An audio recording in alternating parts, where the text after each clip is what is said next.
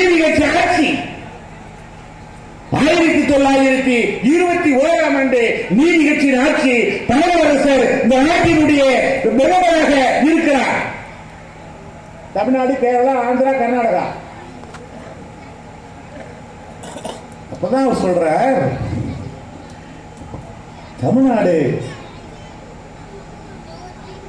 இந்த கோவில் எல்லாம் இந்த பாப்பார பசங்களுடைய வேட்டைக்காடா மாறிடும் போது இருக்கு.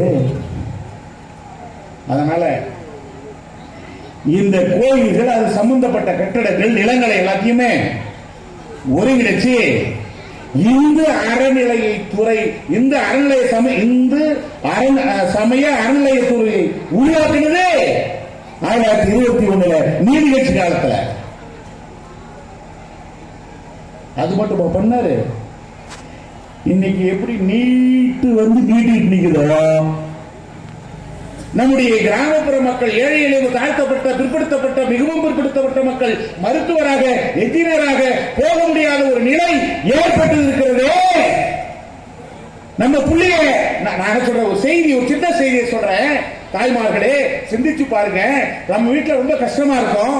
நம்முடைய கணவர் ஒருத்தர் தான் வேலைக்கு போகணும். அவர் சம்பாதிச்சு குடும்பத்தை பார்ப்பார், பிள்ளைகளை படிக்க வைப்பார், அது தேவைய உடைகளை வாங்கி கொடுப்பார், உணவுகளை கொடுப்பார், எல்லாம் செய்வார். தான் கஷ்டப்பட்டாலும் தான் புள்ள நல்லா இருக்கணும், நல்லா படிக்கணும் அப்படின்னு சொல்லுவார். உழைச்சி உழைச்சி ஓடா போய் அவன் கடந்த பிறகும் தன்னுடைய தாய் சொல்லுவார், என் வீட்டுக்காரர் இருக்கிற வரைக்கும் இவ்வளவு கஷ்டப்பட்டா, ரத்த வேலையை செஞ்சான், எனக்கு இப்படி எல்லாம் கூட வாங்கி கொடுத்தா, என் பிள்ளைக்கு இப்படி எல்லாம் செஞ்சான், என் பிள்ளையை படிக்க வச்சான். ஆனா இன்னைக்கு இந்த காசு இல்ல, என் பிள்ளைகளுக்கு என் கடன் கட்டின தாலி இருக்கு, அதுல குண்டு இருக்கு, ஒரு 1/4 பவுன் தாலி இருக்கு, 2 குண்டு இருக்கு, அதுல ஒரு குண்டை வித்து என் புள்ள, என் மகன் படிக்கிற அந்த பள்ளிக்கூடத்துல நான் வித்து பணம் கட்ட போறேன், பிள்ளைக்கு சீருடை கொடுக்க போறேன் அப்படின்னு சொல்றவே நம்ம நாட்டு தாய், நம்முடைய தாய்மார்கள், நம்முடைய தமிழ் சமூகத்தை சார்ந்தவர்கள் இதே வரலாற்றில் அங்கே பஞ்சம் பசி வந்துவிட்டால் பள்ளிக்கூடத்துக்கு போன புள்ளிய கூப்பிட்டு செங்கலா இருக்க போயிடுவான். இது வரலாறு. அதுதான் சொன்னார் 1989 தலைவர் கலைஞர் அவர்கள் முதலமைச்சர் அவர்கள் சொன்னார், 8ஆம் வரைக்கும் இவருக்கு படிச்ச பிடிக்கும் பிள்ளைங்களுக்கு 5000, 10,000 முதல் 5000 திருமண உதவியினர். ஏன்டா 8ஆம் வகுப்பு வரைக்கும் படிச்ச பிள்ளைங்களுக்கு 5000 சொன்னாரு. அந்த பொண்ணை கல்யாணம் பண்ணிக்கு போகிறானே அவன் 10வது வரைக்குமாவது நாம படிக்கணும். இந்த நாட்டிலே கல்வி தரத்தை உயர்த்துவதற்காக சூசகமாக அவர்களுக்கு உதவி செய்த மாதிரி இருக்கும், அவர்கள் படித்த மாதிரி இருக்கும், வாழ்க்கையில் முன்னேறிய மாதிரி இருக்கும். அந்த அடிப்படையில் தான் தலைவர் சொன்னாங்க.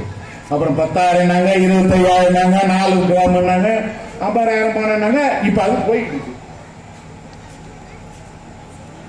இல்லையா? அந்த வழியில் தானே தலைவர் முத்தமிழர் தலைவர் அண்ணன் முத்துவேல் கருணாநிதி ஸ்டாலின் அவர்கள் இன்றைக்கு இந்த நாட்டை முன்னெடுத்து சென்று கொண்டிருக்கிறார்.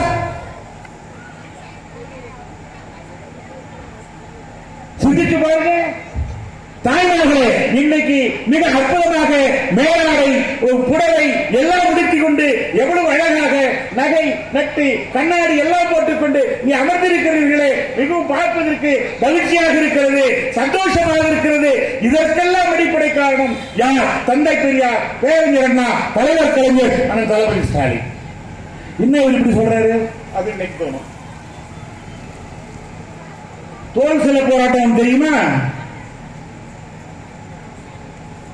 பெண்கள் மேலாடை உடுத்தக்கூடாது.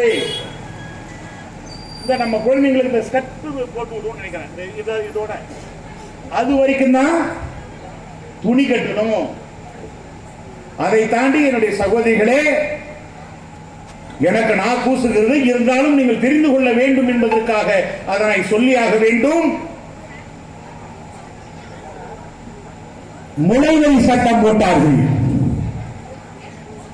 இன்னும் சொல்ல போனால் என்னுடைய சகோதரிகளே, தாய்மார்களே, எந்த அளவுக்கு பெரியதாக இருக்கிறதோ அந்த அளவுக்கு வரியை போட்டார்கள். அப்பொழுதுதான் அதிகாரிகள் வந்து வரி கட்டுகின்ற பொழுது தினம் ரூபாய் காசு இருக்கிறவங்க கட்டினாங்க, காசு இல்லாதவங்க கட்டல. ஒரு முறை ஞாயிறு என்ற பெண்ணை வரி கேட்டார்கள். ஐயா, இன்றைக்கு என்னிடத்திலே காசு இல்லை, நான் நாளை வாருங்கள். மறுநாள் வருகிறார்கள் அதிகாரிகள்.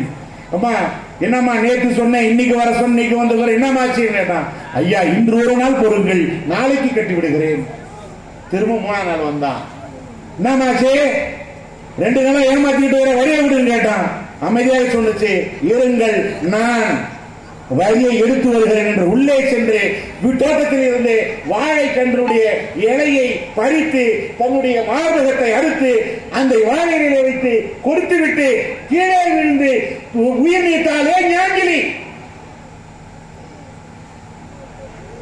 இந்த வரலாறு உங்களுக்கு தெரியுமா?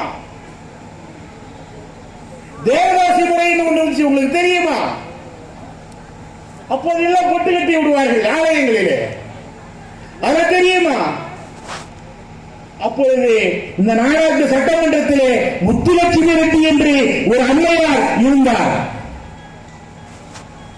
வாயாடி சத்தியமூர்த்தி ஐயர் என்று ஒருவர் இருந்தார், அவரும் சட்டமன்றத்தில் இருக்கிறார். 2 பேருமே திருவாரூர் புதுக்கோட்டை சமஸ்தானத்துக்கு சொந்தக்கான சமஸ்தானத்துக்கு உட்பட்டவர்கள். அப்பொழுது வாயாடி சத்தியமூர்த்தி ஐயர் சொல்லுகிறார், இந்த பொட்டு கட்டி விடுவது, இந்த தேவதாசி முறை என்பது ஆண்டவனுக்கு தொண்டு செய்வது, அந்த சட்டத்தை போட்டு அது தடுக்க கூடாது, அது புண்ணியம், அது மேலோகத்தில் அது கிடைக்கும், இது கிடைக்கும் அப்படின்னு சொன்னான்.